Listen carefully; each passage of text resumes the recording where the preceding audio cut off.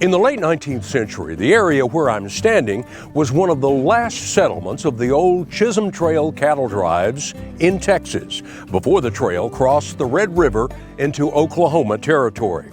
Now, the settlement was, and still is, called Nocona, Texas. Population about 3,000. But the only drives through Nocona now involve cars.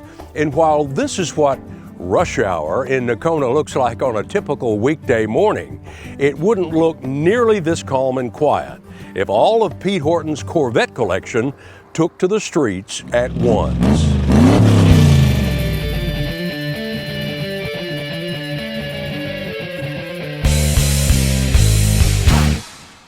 The town of Nocona has long been known for its leather goods production.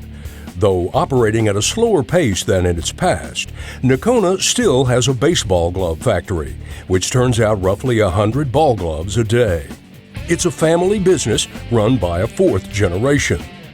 Nocona is also known for its cowboy boot manufacturing operations, which ship hundreds of pairs a day all over the United States.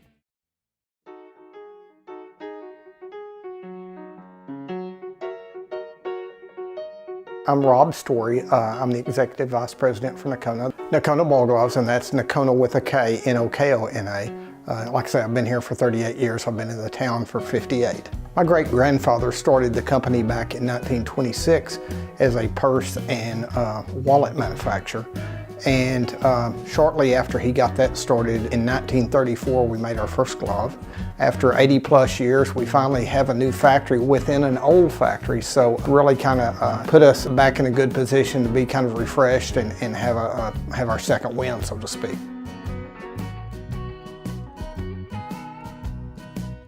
Craig Carter, when he bought the old Nocona Boot Company building, it was just a shell about 2 years ago. At the same time, we were still looking for a place that we could finally settle down and call home.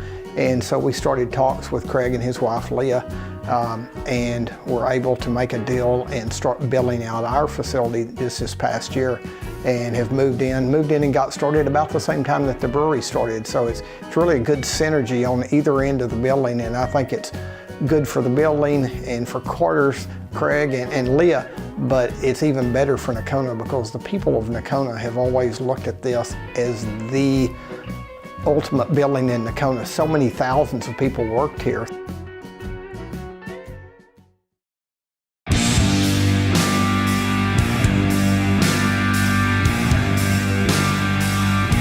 Welcome folks to Nocona and to Nocona Beer and Brewery. My name is Ken Kohlmeyer, and I'm the owner and creator of this factory. And I've been involved in every stage of the creation of this. It'll be 2 years this coming December.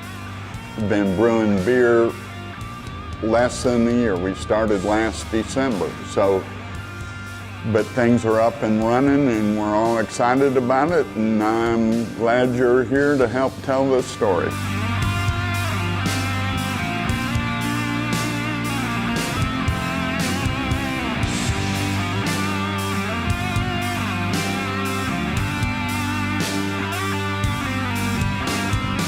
My name is Dave Young. I'm the head brewer here at Nocona Beer and Brewery. We do a lot of experimentation to try new things. For canning, we'll bring in several thousand cans. We'll typically can anywhere from 100 to 150 cases of beer a setting. And if I have enough hands, it'll be a little bit easier, but basically we have a 4-nozzle canning machine. We're feeding 24 cans into it at a time, and it'll fill at a rate of up to 1,000 cans an hour.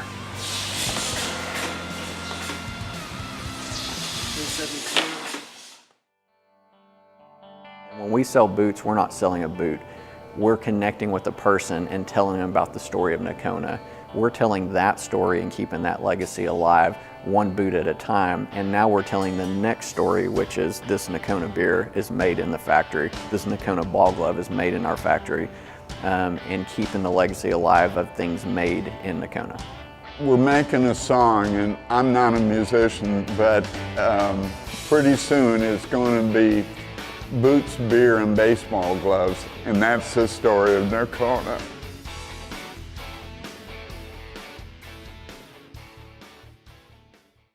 But in the past 2 years, Nocona has taken on a new identity, spearheaded by a near world-class collection of Corvettes and classic cars. Really kind of research it, and it's a good thing to do.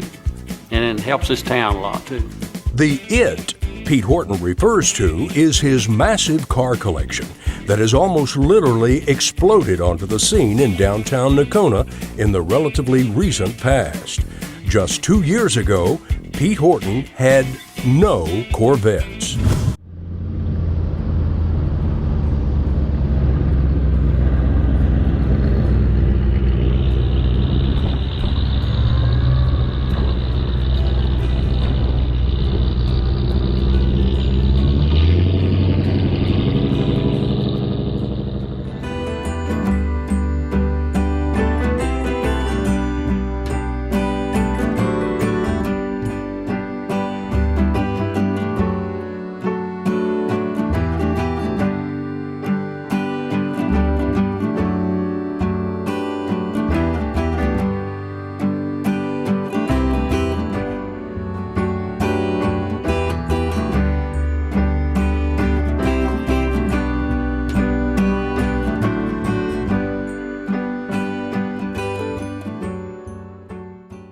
I was in our condo. We stay in New Orleans quite a bit, and I was watching TV, and a commercial come up, said Vicari car auction in a few days, and it said it was at the Mardi Gras World.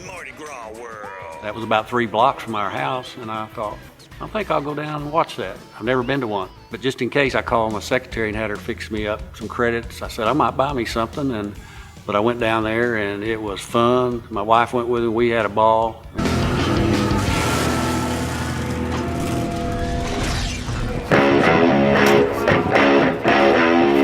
The Vicari Car Auction is held in Nocona, the classic car capital of Texas, every May. It complements the big car show they have here on the same weekend. Every year, an eclectic mix of exotics, classics, and customs are auctioned off, and this year, the lineup of cars being offered was exceptional. There were several Ferraris offered. If you're in the market for a classic Mustang, there is always a selection of quality Stangs to choose from. Perhaps the most unusual car to cross the block was this beer wagon. It's essentially a beer keg on wheels. It was built to promote Hawaii-based Primo beer. But there is even more to the story. This car also appeared on the TV show Magnum P.I. with Tom Selleck. The Primo Beermobile didn't sell because the reserve price was not met, but it still turned heads. Tucked away in the back, we found this unusual Volkswagen Shorty, a Volkswagen Bug that has been chopped and shortened into something resembling a cartoon car. It's small, but it's still cool. There were plenty of classics up for grabs, old trucks, 50s cruisers, and lots of Corvettes, Camaros, and American muscle. Hundreds of cars, all up for purchase to the highest bidders. In Nocona, Texas, where the weather is dry, there ain't no snow, and the cars are almost always rust-free.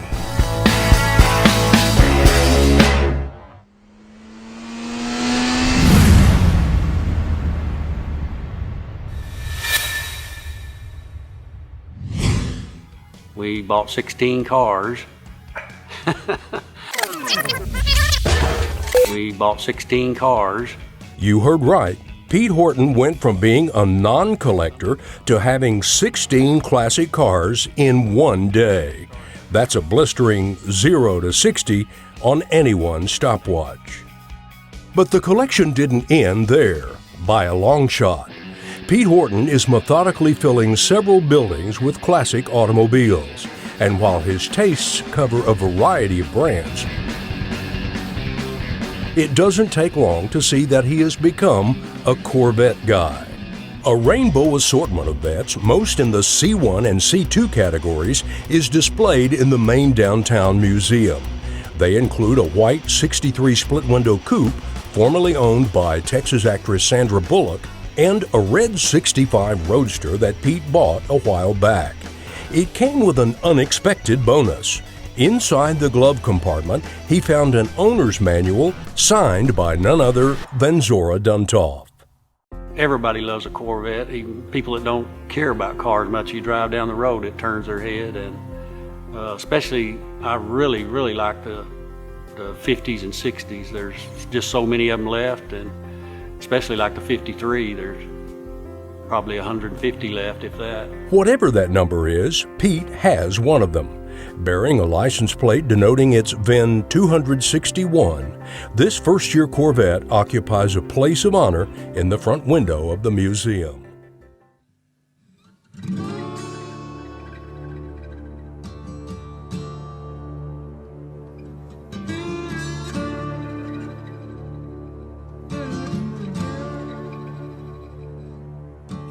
The city of Nocona in North Texas is named for Comanche Chief Peter Nocona, who was the father of the last Comanche chief. The area was first known to the pioneers as the last stop in Texas before crossing the Red River on the Chisholm Trail. It was founded in 1887 along a particular bend in the Gainesville-Henrietta and Western Railway line, which soon became part of the Missouri-Kansas-Texas Railroad, connecting Gainesville and Henrietta, and later Wichita Falls. Nocona assumed the role of economic and industrial center of northern Montague County, while many older towns in the area, bypassed by the railroad, shuttered and its citizens moved to Nocona. The city has steadily maintained a population of around 3,000 since the 1940s, though industries responsible for its growth have come and gone. The Northfield, an oil field between Nocona and the Red River, contributed to Nocona's economy for much of the 20th century and continues to do so on a small scale.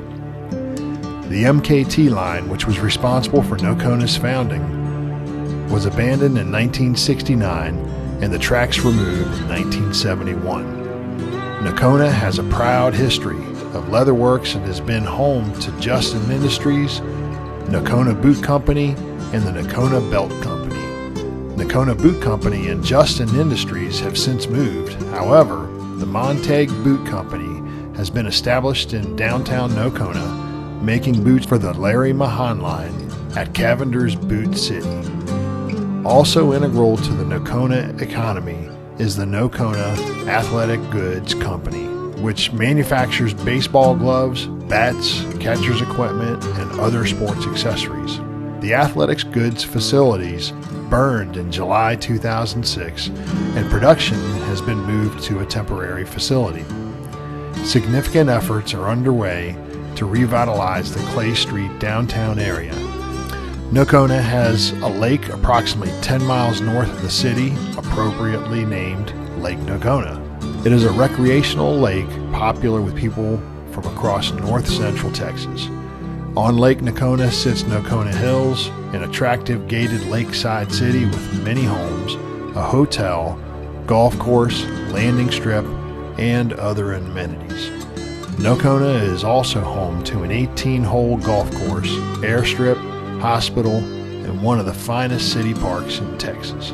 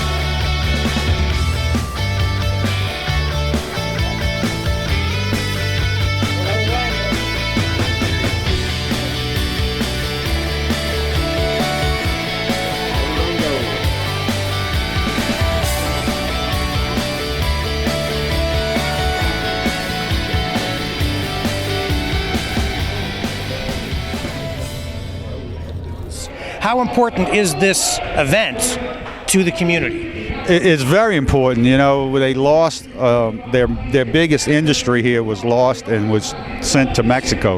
The owners brought the business to Mexico, and there was like 400 or 500 people working there, and they all lost their jobs. And many years ago, a friend of mine came and said he wanted to move his business back here because he was from here as a child, and he moved his company back here, and it exploded a redevelopment of this whole town. I mean, 6 years ago, you could have bought this whole town for $100,000. Now you can't touch property here for less than $100,000 or $200,000 for just a little bitty lot, because they just exploded the redevelopment. I mean, then they welcome you with open arms because they understand what tourism is all about. You know, Mr. Horton put in a car museum. There's over 200 of some of the world-class quality cars in that building there.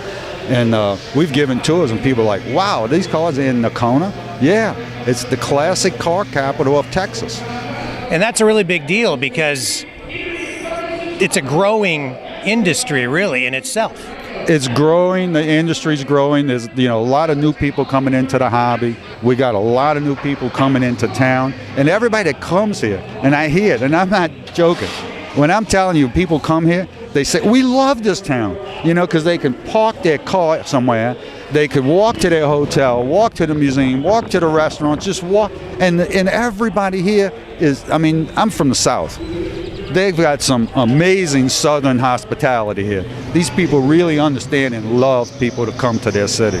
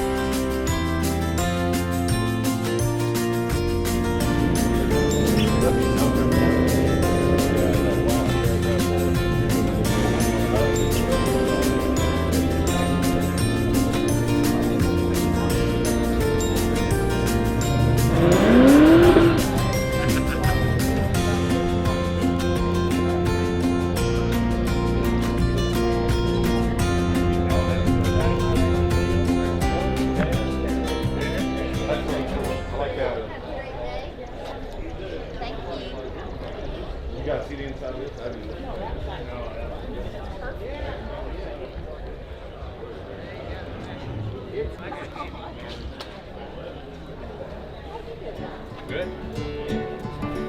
Things still going good out on the hill. Oh yeah. Oh, but we had a lot of rain. You know, I had to go buy the car water over here. Wow.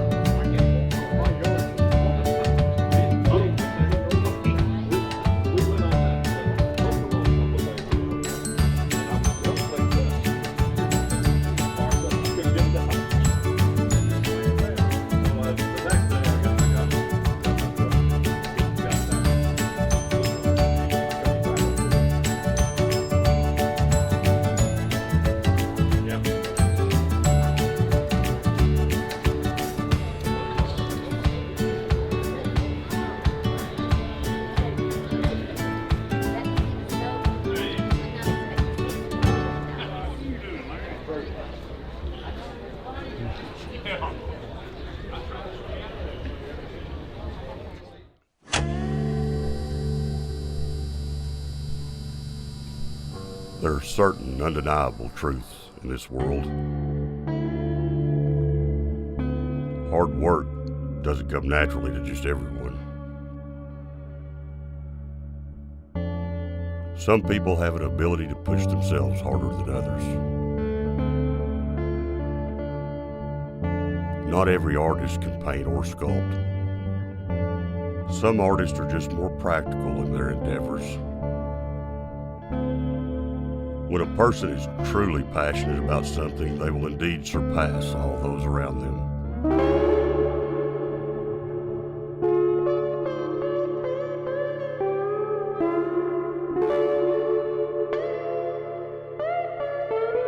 And that's why there's nothing finer than Fenolio. Pete thinks he has 45 or 50 Corvettes, but forgive him if he loses count. Last year, he bought 25 fully restored Vettes from one seller in one day. At an on-site Nocona auction in spring of 2013, he paid more than $400,000 for just 2 Corvettes, a rare unrestored Big Break 62 and a long-hidden 63 Z06. The 63 is in the museum, and the 62 sits in a remote warehouse with dozens of other Horton cars. It's patiently awaiting a planned expansion of the museum when it will take its rightful place among the other Corvettes. So how is a quiet-spoken nice guy in a small Texas town able to buy any car he wants? He'd be the first to say, hard work and a little luck. He was the oldest of 5 children. As a teenager, Pete Horton worked in the North Montague County oil patch, a fertile, shallow field discovered in 1922 north of Nocona. It covered over 12,000 acres. Today, his Peba Oil Company owns most of that field. And while he sleeps, hundreds of producing wells replenish his car-buying checking account every night. And there's a good chance future checks will be written for even more Corvettes. They hold their value and go up. When there's not a recession, I did some research, it looked like they go up 6 to 10% a year if you buy the right kind. To me, they're just everybody, when they see a 50 or 60 Corvette, they just fall in love with it. It's just special. It's not like something else. Corvette's a Corvette. Well said, Pete. You won't get any argument from us on that. By the way, Pete Horton's expanded museum and collection with even more Corvettes is scheduled to open in the next few months. So you might want to plan a trip to Nocona, Texas to check it out. This auction is a big part of the whole weekend. And so this time around, what are some of the, the more rare or the highlight vehicles that will be sold? Well, we have two. The town is, like I said, was really ghost town. And the auction has really revived, in conjunction with the revival of the town. It's just got a whole new life of the town. They now have a Mardi Gras here, and the Mardi Gras is just as big as the whole auction. And people are coming from all over, Dallas, from Oklahoma. They all coming in here, If we got a car club coming in tomorrow, there'll be 300 people from Dallas here with their cars. You know, so it's been a great deal that I'm working with the city and and all the families that live here. I can't say enough good about them. They're great people. Some of the rare cars we have 2 rare Corvettes, and we kind of put them together as see which one's going to do the best as far as price. We have a 68 L89 Corvette, red T-top car, and then we have a 70 M-Code convertible red 2-top car. I really believe the M-Codes are much rarer because they have very limited production in those blocks.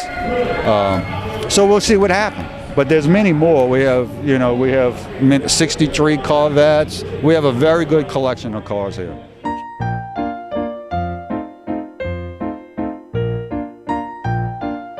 Ball gloves to men are one of the most sacred things that they'll have in their life. A lot of them will keep them their whole lives. The only other thing that they try to keep that long sometimes is their underwear. We are a part of an industry of about 80 different brands of ball gloves, but we're the only company that has our own factory, and we're the only factory in the United States. This is Oh Give Me a Home Where the Buffalo Roam. We've been using it about 20 years now. It's kind of a spongy type of a leather. This is kangaroo, this is kangaroo. When we make a glove out of kangaroo, for the most part, we're going to make half of it out of kangaroo and half of it out of cowhide. The problem with kangaroo is that it is not very thick, so it doesn't have a lot of body to it. It kind of is floppy. The tensile strength is 2 to 3 times stronger than cowhide. This is one of our cookie cutters right here. This is the palm, which is always the largest part that we cut. We do have dies going back to the 30s. Each glove that we make usually has about 3 different pieces of embroidery on it. And we can put your name on a glove, we can put logos on a glove. Nolan Ryan's first glove was a Nocona, so he's always kind of had a soft spot for us. And after their 2 World Series years, one of those Christmases, he decided he wanted to give a Nocona ball glove to every employee of the Rangers. That was 320 people. And it had the Rangers name on the index finger, it had the Rangers logo on the thumb, and then on every thumb was every employee's name individually stitched out. What she's doing now is taking that lining palm, and you can see there's that handcrafted in Nocona, Texas. She's gonna sew this onto this. Here's the palm of the glove. She's gonna sew this on here in such a way that everything's gonna be inside out. She's gonna start adding a welt line right there and go up and down, finishing the whole perimeter of those fingers. This is the hardest job in the factory. Martin's job is to turn the glove inside out. This one is a half kangaroo, half cowhide model, so it is not as difficult as some of the models are. Now he goes back to the hot fingers because he wants to stretch that leather out. Starting to resemble a glove, and a lot of people will say, well, all there is to making a ball glove is just lacing some leather together. There's about 60 holes in that one die, okay? They have to be matched up with all these holes on the back. Cosmoline is a lot of wax and a little bit of mineral oil. It's a very sticky substance, but what we use it for is a stickum. Now you'd say, well, why don't you just use glue? We want this area in here to be very sticky because we want that palm to want to stay touching that. Now we could put glue in there, but after a while it would dry out, and as you're bending the glove, it would finally break loose. She's working on and repairing gloves. Now you will find people around the country that will work on gloves, but you don't find factories that work on gloves. So we're the only factory in the world where if you have a Nocona glove and something goes wrong with it, you can send it back to us and we can fix it. Try that with your Rollins glove. Say, yeah, could you send that back over to Guangdong, China? In some cases, we've had gloves come back to us over a 30-year period 3 or 4 times. And in some cases, those gloves don't have an original part left to them when they go out the door after that 3rd time, except for one thing. They may still have grandpa's memories in them, or dad's. Well, the next things that we do, and you'll see this a lot, you probably even do it. You ever do that? We're going to try to work out the wrinkles in here because a wrinkle might cause an error, and you can't have that, so people are always doing that. Well, now, we got a guy named Vito. For years, the way we would do that, we would take one of these, what we call a glove mallet, and you just kind of lightly tap on the leather. You were asking how to break it in, just lightly. My granddad, he was faced with, do we go to Japan like all of our competitors and tell all of our people in the United States to go home just because that's what everybody else is doing? And he said no. His favorite saying was, if I've got to tell everybody to go home and go to Japan, then I'm going to take a bucket of worms and just go fishing. I'm not going to do it. I saw this today and I thought we've got to get a picture of this, because we've got one customer over in Taiwan. His name is Hammer Sue. And Hammer buys a lot of gloves from us. They wanted the Taiwanese flag there. And so my granddad would be thrilled about this, knowing that we had finally got some going back the other way. Pretty soon we're going to have what's called a custom glove builder that will allow as you make the choices, you see the glove appear on the screen there. And I'm afraid when that happens, we're going to be making a bunch of them.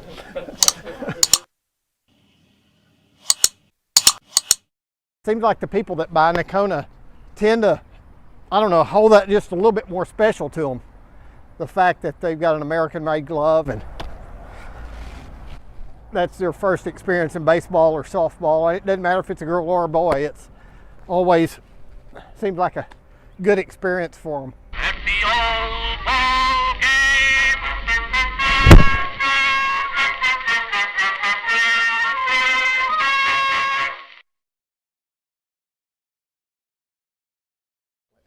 Our company, when we made wallets and purses, we were Nocona Leather Goods, N-O-C-O-N-A. But when my granddad made that first ball glove, he wanted to put the company name on the glove. So he sent a letter to the U.S. Trademark Office in Washington, D.C., and he said, I'd like to trademark N-O-C-O-N-A. Well, they sent a nice letter back to him, and they said, you can't, because there's an incorporated city in Texas with that name already. He quickly said, we're going to change it to a K and tell everybody that's how the Indians spelled it. Okay? Now, our name is a Nocona. Nocona is a Comanche Indian name. Peta Nocona, P-E-T-A, was born in 1820, either out in the Paladora Canyon area or up in Indian Territory. Do you know where that's at? That's what they used to call Oklahoma.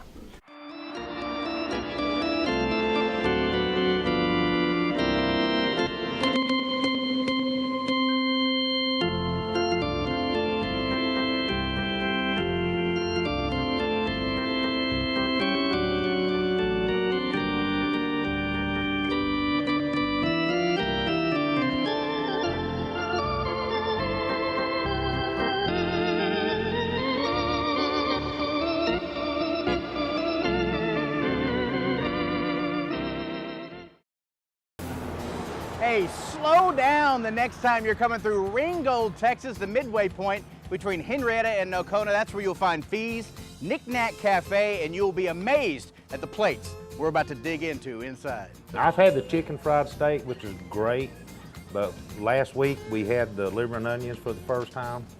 It's liver and onions from here on out. And it's the best place we have within an hour's drive to eat. We got our first plate out now to try the whitefish in the Cajun cream sauce with the shrimp and the crab and the crawfish. Swirl that around in the sauce a little bit.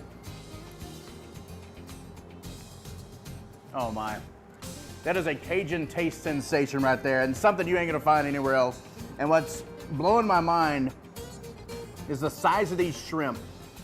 This is if you went through a bag of jumbo shrimp, this is the jumbo shrimp of the bag of jumbo shrimp right here.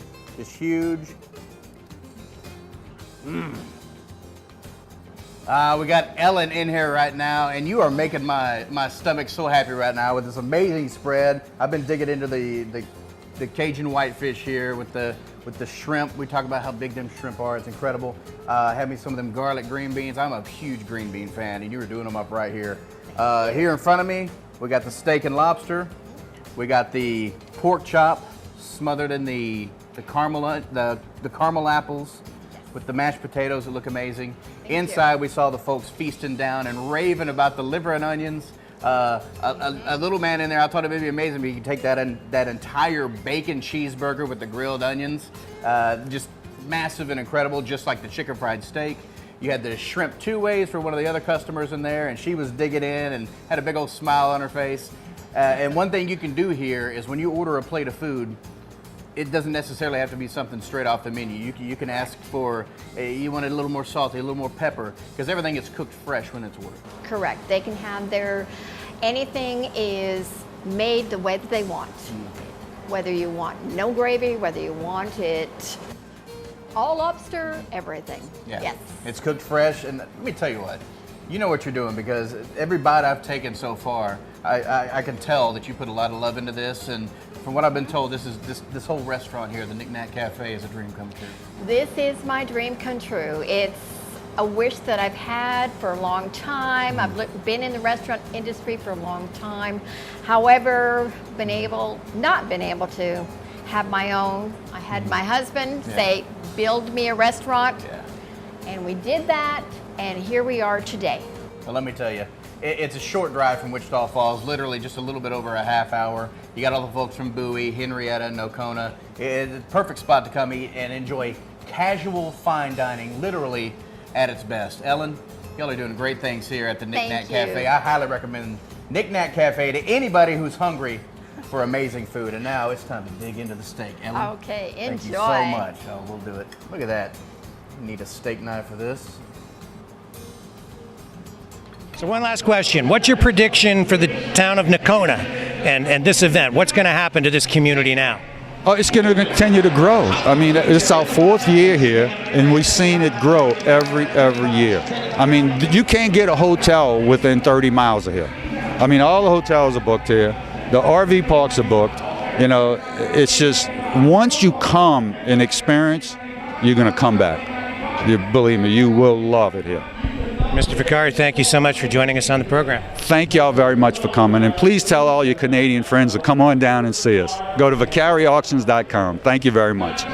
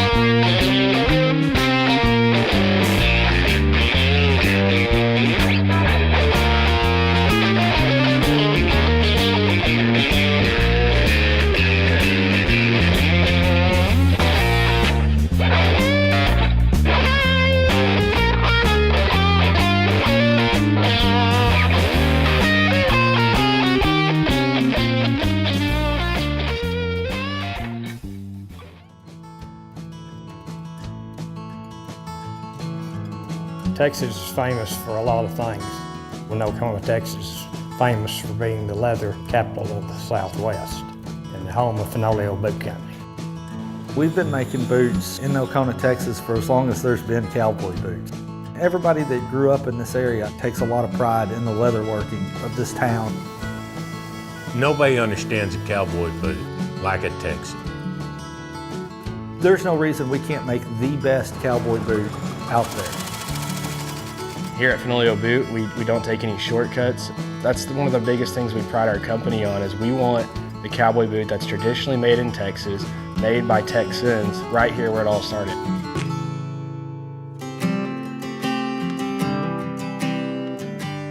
Today we're going to build a Fenolio boot. We're going to build it the right way, the traditional way. All the way from selecting the leather and cutting it by hand, to finishing the leather, boxing it, and shipping it out the door. I'm a third-generation boot maker. I've been around it my entire life.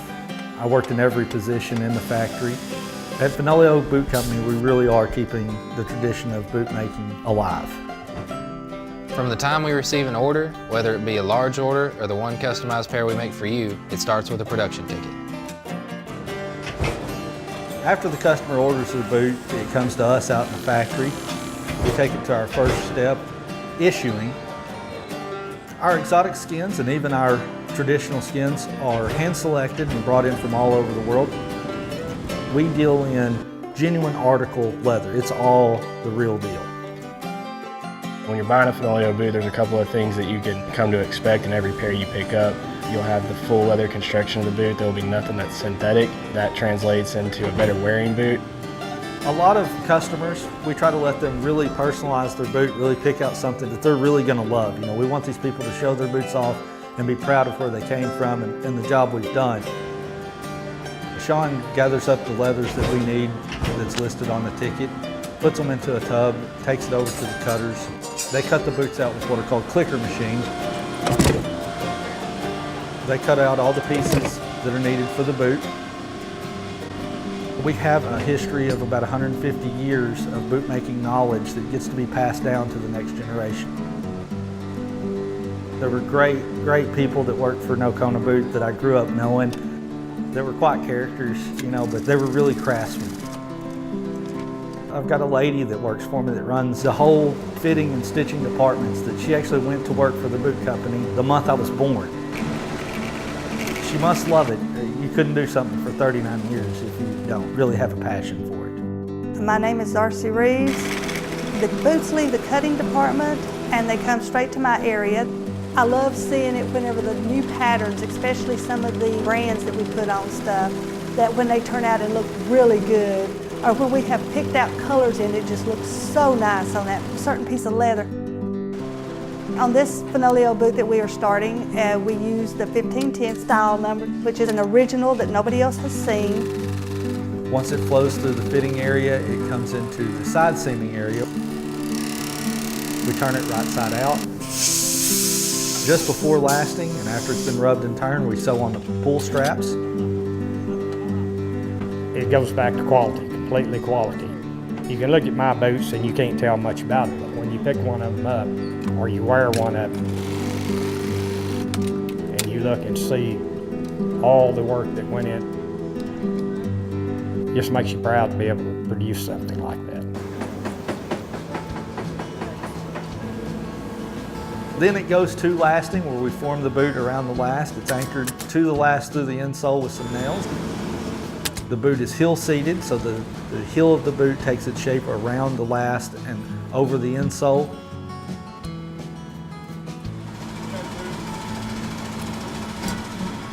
Then they get to sit there and dry out, so that that boot makes sure it retains the shape and form of the last we've put it around.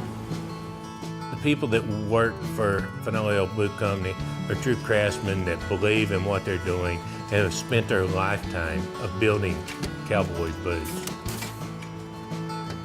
The next day, we will pick up there at heel seating and the boots get inseamed. That's really something that we are proud to do. We actually inseam our boots. A lot of them are flat lasted, so that outsole is just glued on there. Ours is not. We sew through the welt, through the leather, through the insole, so that that boot is not just glued together, it is stitched. One of our biggest goals is to offer this boot that is 100% man-made with great materials at an affordable price, so that cowboys and ranchers and guys that like us that row, have cows and go out dancing can enjoy this product and not set aside a large amount of money to enjoy a great product that's made in Texas. We changed some of the processes. We actually went less automated in some areas. That way the hands-on and the handcrafted part of that boot came back. We just take a little more time and put a little more quality and a lot of heart and soul into it. Not to put down what was done before, but I just think we took it to the next level. Sole stitching is one of our main ones. The boot is sewn with a lock stitch. It cuts a groove in the leather of the outsole so that stitch is buried down in there so you don't wear it out as fast. With Fenolio, every time you put that boot on, it's going to be a perfect fit. Some of the materials that we don't skip are your lemon wood pegging. It's a very traditional way of making a boot. The Fenolio boot line, we're really getting back to old school, back to basics, back to how boots were made and how, in my opinion, they should be made. What's cool about the lemon wood pegs is it takes a lot longer to do, but that boot's really going to hold together. If you wear that boot out in the weather, in the snow or the mud or the rain, the wood's not going to corrode and rust the way a regular nail would. Then we actually do finally attach the heel to it. And that's one area that really has stepped up quality in our boots. The outsole attaching and the heel attaching, those nails interlocking, is a step that not everyone does that really ensures that the boot hangs together and holds up to whatever you throw at it. So if you go in after you've been working hard and you just want to kick your boots off and you use your foot to do it, that outsole and the heel, they're going to be stayed on there. It's not just going to come apart on you. When you put that boot on, it'll be what you come to expect when you put on a $1,000 custom boot. Everything will be there, everything will fit well. And the boot moves into the finishing area. In this area, it becomes extremely crucial to make sure that this boot looks as good as possible. So every step from the inking and the boot washing is very important. But the main purpose of that, really and truly, is to keep water and mud and stuff from absorbing into the outsole. So we stamp the Fenolio logo on the bottom of the outsole. We also condition each and every boot before it goes out the door. Then we steam all of the boot tops in a boot steamer. We tree the boots, which irons them from the inside out, makes the top stand up nice and pretty. And then it goes to inspection, where we do just that. We inspect each and every boot that goes out the door. We look for any small flaw or anything that we can fix. Once it passes inspection, it goes to the boxing area. We make sure that everything's correct with the boot once more, and we put it in the box and pray somebody loves them.